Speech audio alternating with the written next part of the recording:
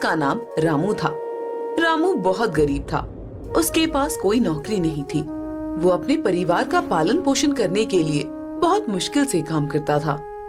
न जाने ये कैसा गांव है, यहाँ पर करने के लिए कोई काम ही नहीं है, और कहीं काम करने जाओ तो लोग दिन के 50 रुपए देते हैं। अरे इतने पैसे में तो दिन भर का राशन भी नहीं आता। अरे अगर यहाँ पर कोई काम नहीं है तो शहर जाकर काम ढूंढो ना। शहर में तो लोगों के पास बहुत काम होता है। हमारे गांव से भी तो कितने लोग शहर में काम करने के लिए गए हैं। शहर की जिंदगी के बारे में तुम कुछ नहीं जानती।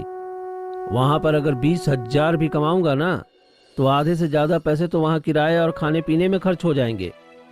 वहां पर रहने के लिए कमरा भी बहुत महंगा मिलता है। अब ना तो आपको गांव में काम मिल रहा है और ना ही शहर जाने के लिए आप मान रहे हैं, तो फिर ऐसे कैसे काम चलेगा। बच्चे बड़े हो रहे हैं, हमें उनके लिए भी तो कुछ करना है। तुम्हें क्या लगता है सरोज कि सिर्फ तुम्हें ही बच्चों की चिंता है? अरे बच्चों की चिंता मुझे भी है, लेकिन मुझे समझ में नहीं आ रहा है कि करूं क्या। अब मुझे बहुत भूख लग रही है, कुछ खाने के लिए है तो दे दो। खाने के लिए बस थोड़े से दाल चावल हैं, सिर्फ इतने ही बचे हैं। आज का राशन लेकर आना पड़ेगा। अच्छा ठीक है, खाना खाकर बाहर जाऊंगा और कोई काम ढूंढने की कोशिश करूंगा। रामू थोड़े से दाल चावल खाकर बाहर काम ढूंढने के लिए निकल जाता है। तभी उसे एक आदमी पर्चे बांटता हुआ दिखाई देता है। अरे भैया, ये किस चीज के पर्चे हैं? आप यहाँ पर क्या बांट रहे हो? भैया यहाँ पर एक ढाबा खुला है, तो ये उसी का पेम्पलेट है। अगर आपको भी ढाबे पर जाकर खाना खाना है तो जरूर जाइए। हमारे ढाबे पर बहुत अच्छा खाना मिलता है। अरे भाई, इधर मेरे पास राशन खरीदने के पैसे नहीं है, तो ढाबे पर जाकर खाना कहाँ से खाऊंगा। फिलहाल तो मैं कोई काम ढूंढ रहा हूँ जिससे मुझे थोड़े पैसे मिल जाएंगे, तो मैं अपने परिवार के लिए राशन खरीद सकूं। तब तो आप बिल्कुल सही जगह पर आए हैं। ढाबा भी नया नया खुला है और वहाँ पर काम करने वाले लोगों की जरूरत भी है। ढाबा यहाँ से 2 गली छोड़ कर ही है, आप चले जाइए। हो सकता है कि वहाँ पर आपको कोई काम मिल जाए। ये सुनकर रामू बहुत खुश होता है और ढाबे पर पहुँच जाता है। भैया, अभी आपका जो आदमी ढाबे के पर्चे बांट रहा है ना, वो मुझसे मिला था। उसने कहा कि अभी ढाबा नया खुला है, तो आपको काम करने वाले लोगों की जरूरत है, इसीलिए मैं यहाँ पर आया हूँ। मुझे कुछ काम चाहिए। ठीक है, लेकिन तुम ये बताओ कि तुम्हें क्या क्या करना आता है। अगर तुम्हें खाना बनाना आता है तो मेरे पास खाना बनाने वालों का भी काम है, और अगर तुम्हें वो नहीं आता है तो तुम मेरे यहाँ साफ सफाई का काम कर सकते हो। खाना बनाना तो मुझे नहीं पैसे मिलेंगे। देखो, हर रोज मैं तुम्हें 100 रुपए दूंगा, लेकिन सफाई तुम्हें अच्छे से करनी होगी। क्या पूरे दिन ढाबे में साफ सफाई करने के बाद सिर्फ 100 रुपए मिलेंगे? ये तो बहुत कम है सेठ जी। अब देखो, पैसे तो इतने ही मिलेंगे। अगर तुम्हें कम लगते हैं तो रहने दो भाई, यहाँ पर काम करने के लिए और भी बहुत लोग हैं। नहीं नहीं सेठ जी, मैं इतने में ही काम कर लूंगा। आपको किसी और को रखने की जरूरत नहीं है। रामू की मजबूरी थी, इसलिए वो इतने कम पैसों में काम करने के लिए भी तैयार हो जाता है। वो ढाबे में पूरा दिन साफ सफाई का काम करता है, तो शाम को उसे 100 रुपए मिलते हैं। उन पैसों में वो घर पर राशन लेकर चला जाता है। ये लो सरोज, आज मेरी जो भी कमाई हुई थी उससे मैं ये थोड़ा दाल चावल और सब्जियां खरीद लाया। आज के राशन का तो इंतजाम हो गया, लेकिन अब कल के राशन का क्या करेंगे? आपको तो दिन के हिसाब से कम मिलता है। अगर हर रोज का काम होता तो ज्यादा चिंता नहीं होती। अरे तुम चिंता मत करो, अब मुझे नौकरी मिल गई है, इसलिए मुझे हर रोज के पैसे मिल जाएंगे। अब तुम्हें हर रोज के राशन की चिंता करने की जरूरत नहीं है। वो लोग शांति से खाना खा लेते हैं। अगले दिन रामू काम पर जाता है। वो सुबह से शाम तक ढाबे पर सफाई का काम करता है, लेकिन जब वो शाम को अपने पैसे लेने के लिए जाता है तो मालिक कहता है, अरे रामू, मैं तो तुम्हें बताना ही भूल गया। मैं तुम्हें नौकरी पर रखा है, इसलिए मैं तुम्हें हर रोज के हिसाब से पैसे नहीं दे पाऊंगा। महीने के पैसे एक बार दे दूंगा। लेकिन सेठ जी, मुझे मेरे घर पर राशन लेकर जाना है। मेरे पास बिल्कुल भी पैसे नहीं हैं। अगर मुझे पैसे नहीं मिले तो हमारे घर पर आज चूल्हा भी नहीं जल पाएगा। देखो, अगर ऐसी बात है तो तुम किसी से उधार ले लो और उसे बाद में पैसे चुका देना, लेकिन मैं तुम्हें हर रोज के पैसे नहीं दे पाऊंगा। सेठ जी, मेरी मजबूरी समझने की कोशिश कीजिए। मेरे घर पर खाना बनाने के लिए भी पैसे नहीं हैं। अरे तो तुम्हें तो कह रहा हूँ कि किसी से उधार ही ले लो। और वैसे भी अगर मैंने तुम्हें हर रोज के पैसे दिए तो तुम्हारा क्या भरोसा, तुम कब काम छोड़कर चले जाओ। लेकिन हाँ, अगर तुम कोई चीज मेरे पास गिरवी रख दो तो मैं तुम्हें पैसे दे सकता हूँ। अरे गिरवी रखने के लिए तो मेरे पास कुछ भी नहीं है सेठ जी। मैं बहुत गरीब आदमी हूँ।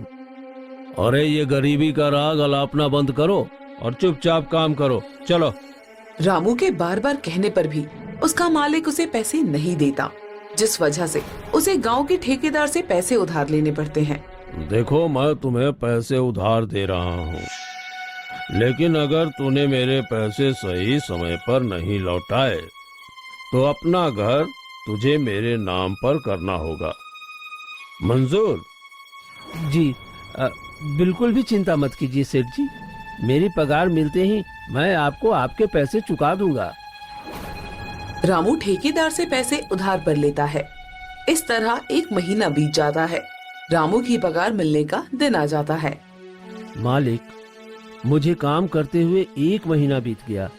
अब तो आप मुझे महीने की पगार दे दीजिए।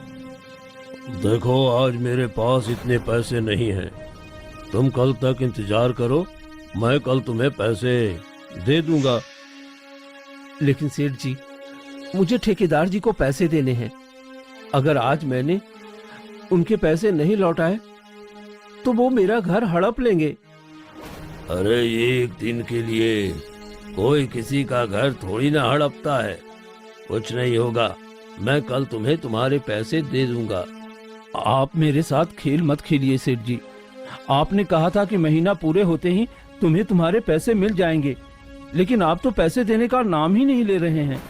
सुबह से ढाबे में इतने लोग खाना खाकर गए हैं और आप कह रहे हैं कि आपके पास पैसे नहीं हैं। तेरी हिम्मत कैसे हुई मुझसे इस तरह से बात करने की? जा नहीं देता मैं तुझे तेरे पैसे। तुझे जो करना है कर ले, और अब तो मैं तुझे कभी पगार नहीं दूंगा और ना ही तुझे अब यहाँ पर काम करने आने की जरूरत है। आप ये बिल्कुल ठीक नहीं कर रहे हैं सेठ जी। एक गरीब के साथ छल करके बहुत बड़ा पाप कमा रहे हो। भगवान आपको इसकी सजा जरूर देंगे। अरे चल निकल यहाँ से। बड़ा आया है मुझे यहाँ भगवान की धमकी देने वाला। गगन रामू को धक्के मारकर वहाँ से निकाल देता है और तभी थोड़ी देर बाद ठेकेदार का आदमी रामू के घर आता है। याद है ना रामू, कि आज तुझे सेठ जी के पैसे देने हैं। सेठ जी ने तुझे याद दिलाने के लिए मुझे भेजा है। हाँ, मैं जानता हूँ मुन्ना। सेठ जी को कहना कि मैं रात तक उनके पैसे लेकर आऊंगा। ठीक है, लेकिन रात तक पैसे लेकर आ जाना, वरना तुम्हें पता है ना, तुम्हारा घर तुम्हारे हाथों से चला जाएगा। मुन्ना उनके दरवाजे पर खड़ा ही था, तभी रामू का एक पड़ोसी बिरजू वहाँ से गुजर रहा था। उसने जैसे ही मुन्ना को रामू के दरवाजे पर खड़ा देखा तो वो समझ गया कि पक्का कोई न कोई गड़बड़ जरूर है। अरे ये तो ठेकेदार का आदमी है, लेकिन ये रामू के घर पर क्या कर रहा है? मुन्ना जैसे ही वहाँ से निकलता है तो बिरजू रामू के घर जाता है। अरे रामू, ये मुन्ना तुम्हारे घर पर क्या कर रहा था? तुमने ठेकेदार से कोई उधार लिया है क्या? हाँ भाई, उधार लिया तो था, लेकिन चुका नहीं पाया। मेरे मालिक ने कहा था कि महीना पूरा होते ही तुझे तेरे पैसे दे दूंगा, लेकिन आज उसने पैसे देने से मना कर दिया और मुझे काम से भी निकाल दिया। अब अगर मैंने ठेकेदार को पैसे नहीं दिए तो वो मेरा घर हथिया लेगा। मुझे तो समझ में नहीं आ रहा है कि मैं पैसे कहाँ से लेकर आऊं। अरे इस तरह परेशान मत हो, कोई न कोई तो हल जरूर मिल जाएगा। लेकिन पहले ये तो बता कि तुझे ठेकेदार को कितने पैसे देने हैं? पैसे ज्यादा तो नहीं, लेकिन 3,000 देने हैं, मगर मेरे पास उतने भी नहीं हैं और मेरी गरीबी की वजह से कोई मुझे उधार देने को भी तैयार नहीं है। हर किसी को यही लगता है कि अगर मैं उनसे पैसे उधार लिए तो वो फिर कभी वापस नहीं करूंगा। इस चक्कर में कोई मुझे उधार भी नहीं दे रहा। अरे कोई बात नहीं रामू, मेरे पास कुछ पैसे हैं, मैं तुझे पैसे दे देता हूँ, वरना इतने से पैसों की वजह से तेरे हाथ से तेरा घर चला जाएगा और ठेकेदार तो है ही लोगों की मजबूरी का फायदा उठाने वाला, वरना 3,000 रुपए के ऊपर कोई किसी का घर नहीं हथियाता। रामू का पड़ोसी बिरजू उसे पैसे ला कर देता है। रामू उन पैसों से ठेकेदार का उधार चुका देता है और बिरजू के घर जाकर उसका बहुत बहुत धन्यवाद करता है। बिरजू भाई, अगर आज तूने मेरी मदद नहीं की होती तो मेरा घर मेरे हाथों से चला जाता। पता नहीं भगवान ने मुझे इतना मजबूर क्यों बनाया है। एक तो मुझे कहीं काम नहीं मिलता, ऊपर से जहाँ काम मिलता है वहाँ पर लोग ऐसे छल करते हैं। मैं कैसे अपने परिवार का गुजारा करूं, मुझे कुछ समझ में नहीं आ रहा। अरे देख भाई बिरजू, ज्यादा परेशान मत हो, मैं तो कहता हूँ तू अपना कोई काम शुरू कर ले, इससे पैसे डूबने का खतरा भी नहीं रहेगा। लेकिन मुझे तो ज्यादा कुछ काम भी नहीं आता। पहले लकड़ी की फैक्ट्री में काम करता था, अब वो भी बंद हो गई। उसके अलावा मुझे कोई काम नहीं आता। अरे भाई, तूने इतने समय तक ढाबे पर काम किया और ढाबे का काम तो तू अच्छा चला सकता है, तो तू और भाभी जी मिलकर अपना ढाबा क्यों नहीं खोल लेते, उसमें तो मुनाफा भी अच्छा होता है। तुम्हारा कहना तो ठीक है बिरजू भाई, लेकिन मेरे पास इतने पैसे नहीं हैं कि मैं ढाबा खोलने के लिए कोई जगह किराए पर लूं, और काम शुरू करने के लिए भी तो पास में पैसा चाहिए ना। अभी ठेकेदार के पैसे ही मैं तुमसे लेकर चुका कर आया हूँ। अरे तुम चिंता मत करो रामू भाई, ढाबा खोलने के लिए तुम्हें कोई जगह किराए पर लेने की जरूरत नहीं है, बल्कि तुम अपने घर में ही ढाबे का काम शुरू करो और बाहर से ऑर्डर लेने भी शुरू करो। कितने लोगों को तुम अपने घर में बिठा सकते हो, उतने लोगों को बैठाओ और बाकी होम डिलीवरी करनी शुरू कर दो। धीरे धीरे शुरू करोगे तो काम अच्छा चल जाएगा। तुम ठीक कर रहे हो बिरजू भाई। वैसे भी तुम्हारी भाभी बहुत अच्छा खाना बनाती है और मुझे यकीन है कि उसके हाथ का खाना लोगों को बहुत पसंद आएगा। ढाबा खोलने की बात से सहमत हो जाती है। अगर हमारा ये काम चल गया तो बहुत ही अच्छा हो जाएगा, तब तो आपको कहीं बाहर जाकर काम भी नहीं करना पड़ेगा। घर में थोड़े से दाल चावल और आलू रखे हैं, कल सुबह मैं दाल चावल और आलू का चोखा बना दूंगी और उन्हें ही बेचने की कोशिश करूंगी। अगर वो बिक गए तो उन पैसों से परसों का खाना बनाऊंगी। अगले दिन सुबह सुबह सरोज उठकर दाल चावल और आलू का चोखा बनाती है और अपने घर के बाहर ढाबे का एक बोर्ड लगा देती है। वो दोनों मिलकर अपने घर को अच्छी तरह साफ करके वहाँ पर टेबल चेयर लगा देते हैं। तभी खाने की खुशबू से कुछ लोग वहाँ पर आते हैं। अरे वाह, आपने तो बहुत ही अच्छा छोटा सा ढाबा बनाया है। ये तो बिल्कुल एक घर की तरह लग रहा है। जी, हमारा घर ही है। हमारे पास ढाबा खोलने के लिए अलग से जगह नहीं थी, इसलिए हमने अपने घर पर ही ढाबा खोल लिया। वैसे ये बहुत ही अच्छा आइडिया है, इससे लोगों को घर की कमी भी महसूस नहीं होगी और मुझे यहाँ बैठकर बिल्कुल अपने जैसा घर का एहसास भी हो रहा है। और आपके बनाए हुए खाने की खुशबू भी बिल्कुल घर के खाने के जैसी है। लोगों को उनके घर में खोला हुआ ढाबा बहुत ही पसंद आता है और वहाँ से गुजरने वाला हर व्यक्ति एक बार तो उनके ढाबे पर खाना खाने आता ही है। देखो सरोज, आज हमें बाहर से भी ऑर्डर मिला है। 2 प्लेट दाल मखनी, 2 प्लेट पनीर बटर मसाला और नान का ऑर्डर आया है। ये सब तो तैयार ही है, बस मैं अभी गर्मा गर्म नान बना कर दे देती हूँ। सरोज जल्दी से गर्मा गर्म नान बना देती है और रामू खाने को डिलीवर करने चला जाता है। तभी उसके ढाबे के पुराने मालिक की नजर उस पर पड़ती है। अरे ये तो वही रामू है, लेकिन ये इतना सारा खाना लेकर जा कहाँ रहा है? इसने किसी दूसरे ढाबे पर काम करना शुरू किया है क्या? अरे नहीं साहब, रामू ने किसी दूसरे ढाबे पर काम करना शुरू नहीं किया, बल्कि उसने तो अपने घर को ही एक ढाबा बना दिया है और उसकी पत्नी बहुत स्वादिष्ट खाना बनाती है और उसका ढाबा बहुत अच्छा चल रहा है। अच्छा, लेकिन मेरे ढाबे के सामने इसका ढाबा ज्यादा दिन तक टिक नहीं पाएगा, और वैसे भी इसके छोटे से घर में कितना ही बड़ा ढाबा बन पाया होगा। हाँ, और कुछ ही लोगों के बैठते ही वहाँ तो जगह भी भर जाती होगी। ये बोलकर गगन रामू का मजाक उड़ा देता है, लेकिन कुछ समय बाद उसके ढाबे पर जाने वाले सब ग्राहक रामू के ढाबे पर जाकर खाना खाने लगते हैं, क्योंकि एक तो वो खाना स्वादिष्ट भी बनाते थे और दूसरा उनके खाने का दाम भी बहुत कम था। अरे अच्छा हुआ रामू भाई जो आपने अपना ढाबा खोल लिया, वरना बाकी ढाबे वालों ने तो बहुत लूट मचा रखी है। जहां आप एक प्लेट खाना 30 रुपए में देते हो, वही खाना वो लोग 80 रुपए में देते हैं। भैया, हम अपने मुनाफे के साथ साथ लोगों का भी फायदा देखते हैं। लोगों को इतना खाना बेचकर हम मुनाफा तो कमा लेंगे, लेकिन फिर यहाँ पर कोई गरीब खाना खाने नहीं आ पाएगा। मैं खुद एक गरीब आदमी हूँ और गरीब की भूख समझता हूँ साहब, इसलिए खाने का दाम उतना ही रखता हूँ जिसमें ना तो मेरा नुकसान हो और ना ही ग्राहकों के लिए महंगा हो। वाह भाई साहब, अगर हर इंसान की सोच आपके जैसी हो जाए तो ये दुनिया बहुत सुंदर हो जाएगी।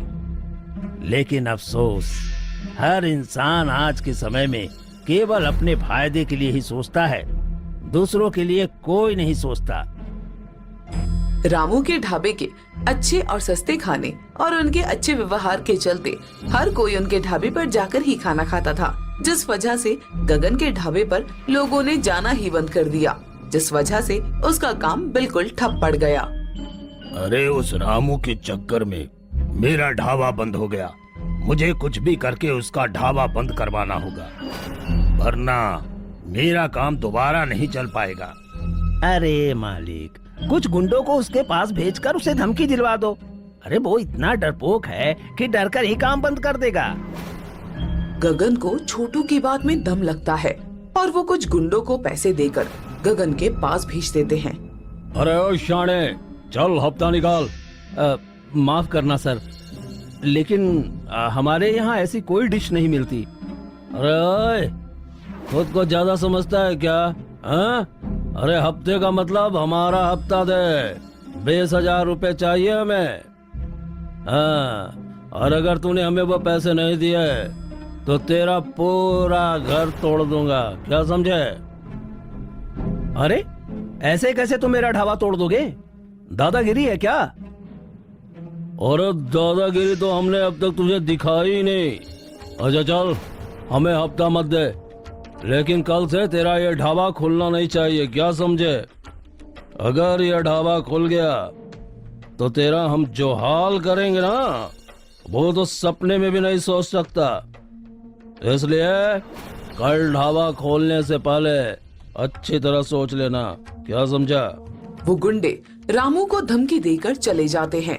उन्हें लगता है कि उनकी धमकी से डरकर रामू अगले दिन ढाबा नहीं खोलेगा, लेकिन अगले दिन रामू का ढाबा खुला होता है, जिसे देखकर गगन का खून खौल उठता है। तुम लोग किस काम के हो जब तुम एक डरपोक इंसान को भी नहीं डरा पाए? तुम्हारी चेतावनी देने के बावजूद भी उसकी हिम्मत कैसे हो गई ढाबा खोलने की? और सेठ जी, आजकल बातों से कौन डरता है? अगर उसे 2-4 लगवा दिए होते तो ढाबा खोलने की हिम्मत भी नहीं करता। अरे तो खड़े खड़े मेरा मुंह क्या देख रहे हो? जाओ और जाकर पीट कर आओ उसे। अरे सेठ जी, आप भी ना बहुत भोले हो। अरे उसे पीटना है तो पहले हमें पैसा तो दो। आपको तो पता है ना, हम कोई काम फ्री में नहीं करते। वैसे तो तुमने कल भी लिए थे पैसे, लेकिन काम तो हुआ नहीं। आज मैं खुद तुम्हारे साथ चलूंगा और जब तक अपनी आंखों से तुम्हें उसे पीटते हुए नहीं देख लूंगा, तब तक तुम्हें एक फूटी कौड़ी नहीं मिलेगी। गगन उन गुंडों के साथ रामू के ढाबे पर जाता है और उसे धमकी देने लगता है। देख रहा हूँ, कल मेरे आदमियों ने तुझे बहुत प्यार से समझाया था, लेकिन अब हम तुझे प्यार से नहीं समझाएंगे। अभी भी वक्त है, इस ढाबे को बंद कर, वरना अच्छी तरह तेरी खातिरदारी होगी। अच्छा, तो इन दोनों को आपने भेजा था? मुझे पहले ही लग रहा था कि इसके पीछे आपका ही हाथ होगा। लेकिन आप मेरी भी बात सुन लीजिए सेठ जी, मैं अपना ढाबा बंद नहीं करूंगा। आपको जो करना है आप कर लीजिए। अच्छा, तो इसका मतलब है तू बिना पीटे नहीं मानेगा, है ना? ए, तुम दोनों इसे तब तक मारो जब तक कि ये ढाबा बंद करने के लिए मान न जाए। इस पर बिल्कुल भी तरस खाने की जरूरत नहीं है। बस बहुत हो गया सेठ जी, हम लोग गरीब हैं, इसका मतलब ये नहीं कि आप हम पर इस तरह से अत्याचार करेंगे। हमने इस ढाबे को बहुत मेहनत से बनाया है। आप अभी के अभी यहाँ से चले जाइए, वरना मैं पुलिस को आपकी कंप्लेन कर दूंगी। गगन सरोज को धक्का दे देता है और वो गुंडे रामू को पीटना शुरू कर देते हैं। तभी उनके ढाबे में बैठा एक आदमी उठकर उनके पास आता है और एक थप्पड़ में ही दोनों गुंडों को ढाबे से बाहर फेंक देता है। अरे बड़ा शौक है ना गरीबों पर अत्याचार करने का, लेकिन कोई बात नहीं, तुझे तो अब मैं बताऊंगा। अरे तुम कौन हो और क्यों हमारे मामले के बीच में आ रहे हो? मैं एक पुलिस ऑफिसर हूँ और हर रोज यहाँ खाने के लिए आता हूँ। अब मैं तुम्हें बताऊंगा कि दादागिरी किसे कहते हैं। वो आदमी पुलिस ऑफिसर था। वो गगन को रंगे हाथों पकड़ता है और उसे जेल में डाल देता है। गगन को उसके किए की सजा मिलती है और रामू का ढाबा अपने गांव के साथ साथ आसपास के सभी गांव में गरीबों के ढाबे के नाम से मशहूर हो जाता है। और कुछ सालों बाद वो अलग अलग शहरों में अपने ढाबे की ब्रांच खोलता है और पूरे देश में गरीब ढाबे वाले के नाम से। वीडियो पसंद आए तो लाइक करें, सब्सक्राइब करें और